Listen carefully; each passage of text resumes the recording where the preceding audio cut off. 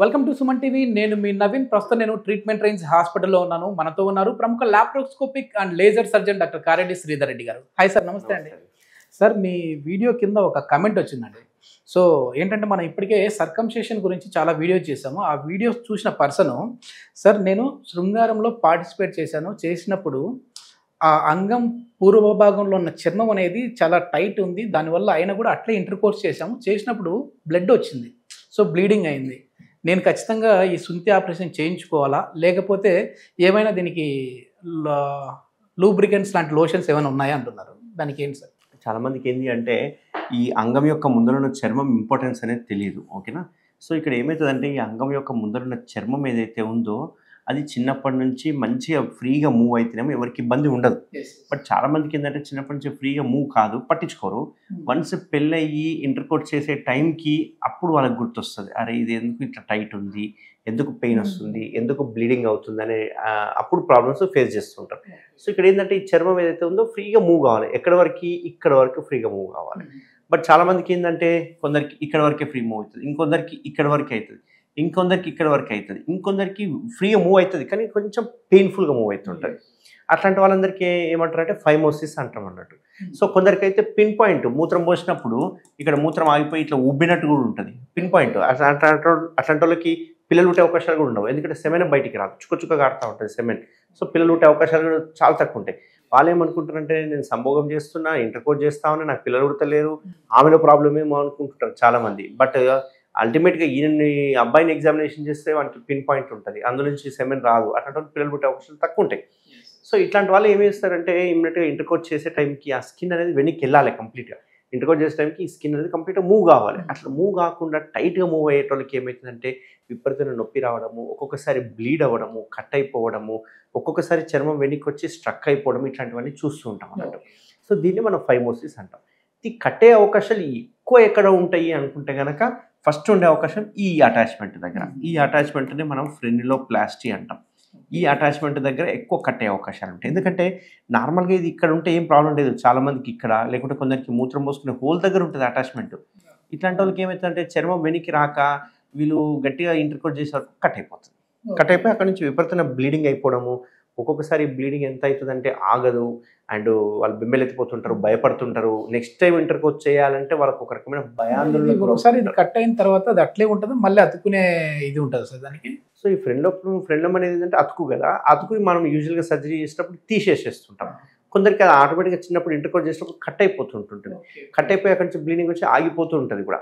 కాకపోతే వీళ్ళకి ఏమవుతుందంటే మళ్ళీ ఈ అటాచ్మెంట్ కట్ అయిన తర్వాత మెల్లగా ఇంకో చోట అటాచ్ కావడము, ఆ ఏరియాలో అతుక్కోపోవడం, ఇట్లాంటివన్నీ చూస్తూ ఉంటాం. కాబట్టి ఇట్లా ఇంటర్కోర్స్ చేసేటప్పుడు వాళ్ళకి బ్లీడ్ అయినా, నొప్పి అయినా, మంట ఎక్కువైనా, చర్మం వెనక్కి ఫ్రీగా మూవ్ కాకపోయినా, ఒకవేళ వెనక్కి పెయిన్ఫుల్గా మూవ్ అయినా, ఇవన్నీ ఫైమోసిస్కి దారితీసే లక్షణాలు.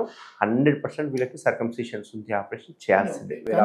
ఒక అపోహ ఉంది కదా సార్, అసలు ఇది వేరే కమ్యూనిటీ వాళ్ళు చేయించుకుంటారు, సో మాకు అవసరం లేదేమో అని అనుకుంటూ ఉంటారు. సో అట్లాంటి వాళ్ళకి ఏం చెప్తారు? ఎందుకంటే ఇప్పటికే చాలా వీడియోస్, చాలా అవేర్నెస్ చేస్తూ ఉన్నారు.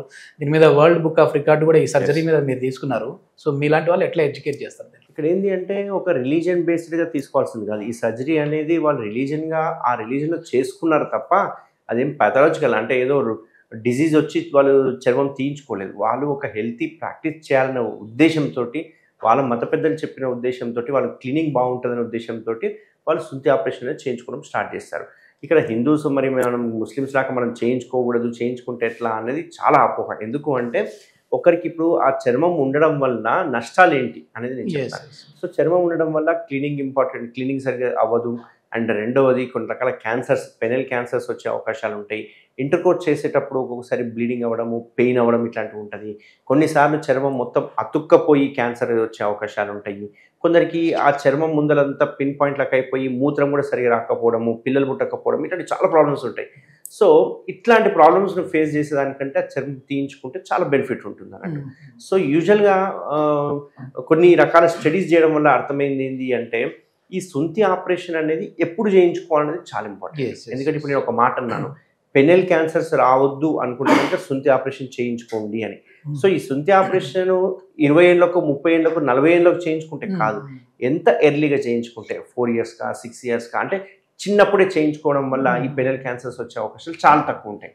అట్లా అని చెప్పేసి చిన్నప్పుడు మిస్ అయినాం కదా మరి పెద్దగా అయినప్పుడైనా చేయించుకోవచ్చు అంటే 100% చేయించుకోవాలి. ఎందుకంటే కొన్ని రకాల సెక్షువల్ ట్రాన్స్మిటెడ్ డిసీజ్ కావచ్చు, హెచ్ఐవి కావచ్చు, హెచ్పివి కావచ్చు, ఇట్లాంటివన్నీ ప్రివెంట్ అయిపోతాయి. కాబట్టి సుంతి ఆపరేషన్కి అసలు 1% కూడా నెగిటివ్ ఆలోచించాల్సిన అవసరం లేదు. మీరు ఎప్పుడైనా సరే సుంతి ఆపరేషన్ చేయించుకోవాలి. ఓకే, ఎట్లా ఉన్నారు సార్? అంటే మీరు ఒక అవేర్నెస్ తీసుకొని వచ్చారు కదా, చాలా వరకు కూడా నియర్లీ 1.5 CR పైన ఖర్చు పెట్టి మరి మీరు ఒక క్యాంప్ చేశారు. సో జనాల్లోకి మరి వెళ్ళిందా ఇది? లేదు నేను ఖచ్చితంగా చేయించుకోవాలి, ప్రాబ్లం రాకుండా ఉండాలనేది మీ దగ్గరికి వచ్చే వాళ్ళు ఏం చెప్తా ఉన్నారు? ఇది జనాలకి వెళ్ళిందా, నా అవేర్నెస్ ఉపయోగపడ్డదా జనాలకి అనుకుంటే 100% ఉపయోగపడ్డది. ఎందుకు అంత నేను ఛాలెంజింగ్గా చెప్తున్నాను అంటే ఇది ఆల్మోస్ట్ నేను 2017 నుంచి వీడియోస్ ద్వారా నేను అవేర్నెస్ తేవడం అనేది స్టార్ట్ చేశాను. 17 ఎర్లీలో చూసినప్పుడు నా దగ్గరికి వచ్చే సర్జరీ చేయించుకునే వయసు కానీ లేకపోతే వచ్చే కండిషన్ కానీ ఎంటైర్లీ డిఫరెంట్. అప్పుడు ఎలాంటి కండిషన్లో వచ్చేవాళ్ళు అనుకుంటే కనుక, ఒకవేళ ఇది చర్మం అనుకోండి, ఈ చర్మం దీనికి అతుక్కపోయిన వాళ్ళే వచ్చేవాళ్ళు. ఓకే ఓకే, అంటే కంప్లీట్గా అతుక్కపోయి వాళ్ళకి వెనక్కి పోక క్యాన్సర్గా మారో లేకపోతే బ్లీడింగ్ అయ్యో ఇట్లాంటి వాళ్ళు వచ్చేవాళ్ళు. ఏంటంటే ఆ వీడియో వాళ్ళకి కనెక్ట్ అయిపోయి అరే ఈ కండిషన్ అబ్నార్మల్ అని తెలిసింది అని. అప్పుడు నాకు వచ్చే 100 పేషెంట్లు చూసుకుంటే 80 మెంబర్స్ కాంప్లికేటెడ్ కేసెస్ వచ్చేవి, అన్ని కాంప్లికేటెడ్ కేసెస్. అదే ఓవర్ ఇయర్స్ అయ్యే కొద్ది కల్లా ఇప్పుడు చూసుకుంటే కనుక ఇట్లాంటి కేసులు రావడం చాలా తగ్గింది. అంటే వీళ్ళు ఈ కండిషన్కి వెళ్ళకముందే ముందు జాగ్రత్తగా చేయించుకోవడం స్టార్ట్ చేశారు.